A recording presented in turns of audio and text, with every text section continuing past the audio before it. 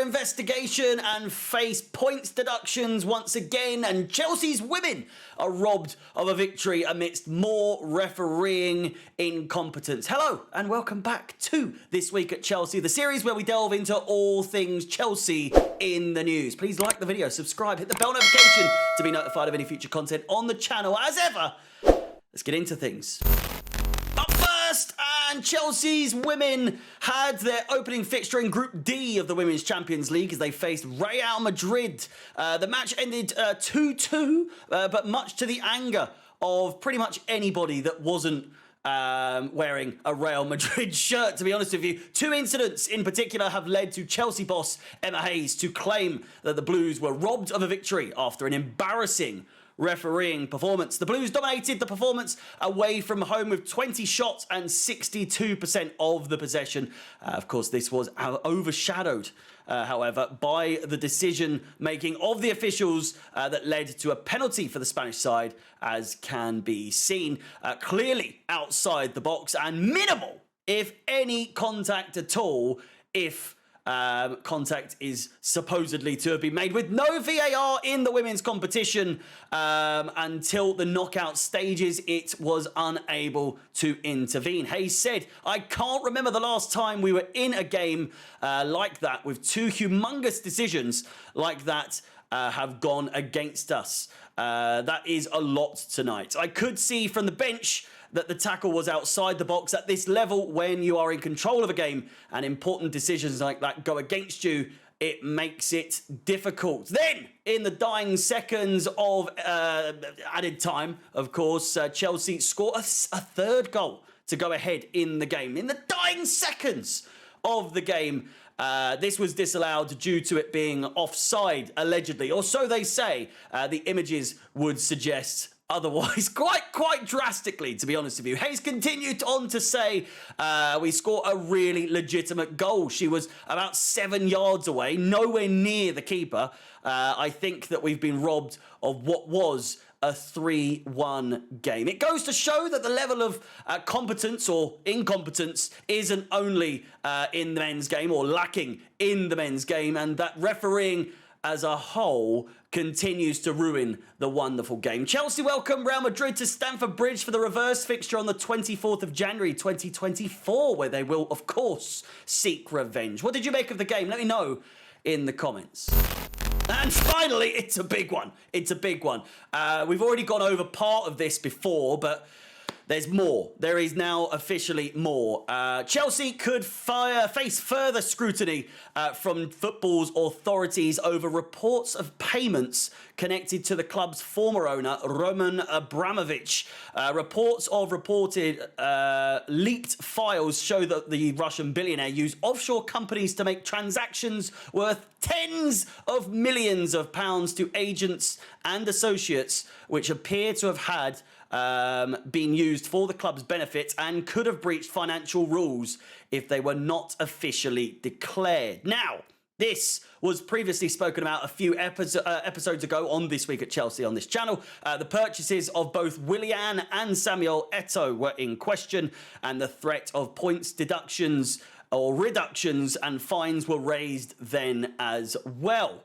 Now, you're probably asking, what's the difference here? Well, we discussed that Bowley and co had raised the concerns and irregularities themselves to the necessary authorities. They baited themselves out. They'd given it away and saying, listen, it's not us. It's not us.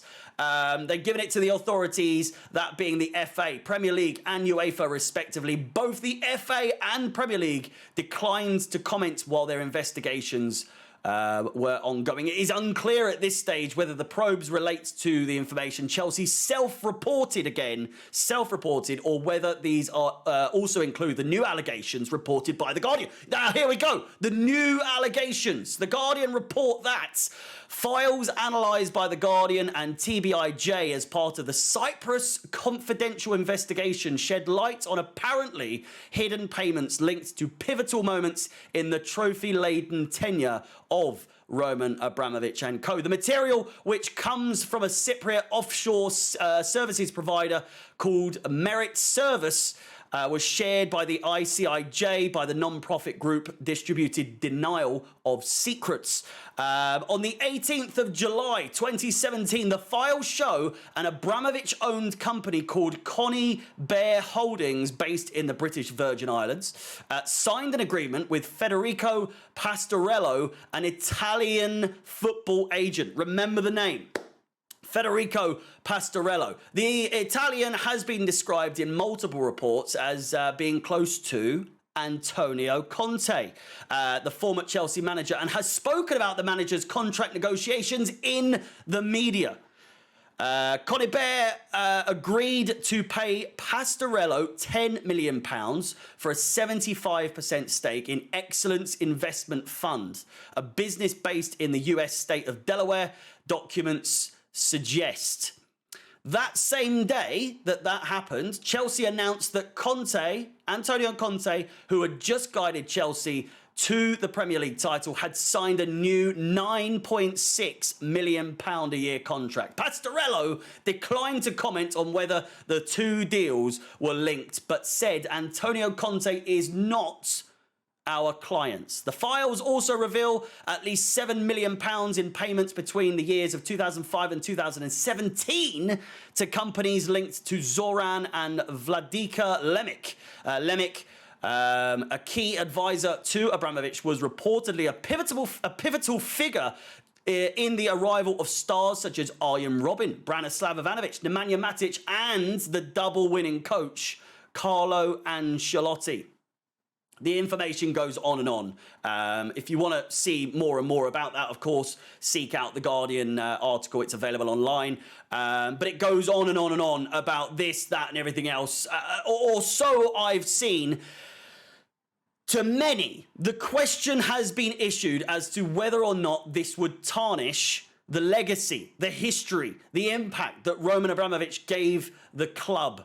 More importantly, should the club be penalised in the form of a fine, or even worse to the fans, a points deduction? Does that change things for you on how you view Roman Abramovich and what he did and has done for the club during his 19 years in West London? Let me know in the comments down below. Obviously, this story is going to continue to develop until a conclusion is drawn, whether that be a suitable repercussion or not. Let's not forget here that the club is not to blame here, and that the current owners play no part in past doings of the previous ownership.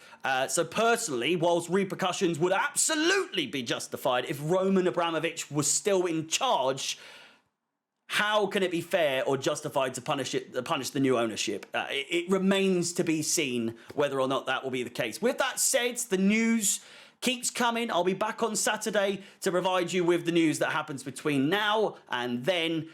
Please like the video, subscribe, hit the bell notification to be notified of any future content on the channel. Let me know your thoughts on both these stories as they unfold. Obviously, the Chelsea women's one has come and gone, but this one is still coming hot off the press.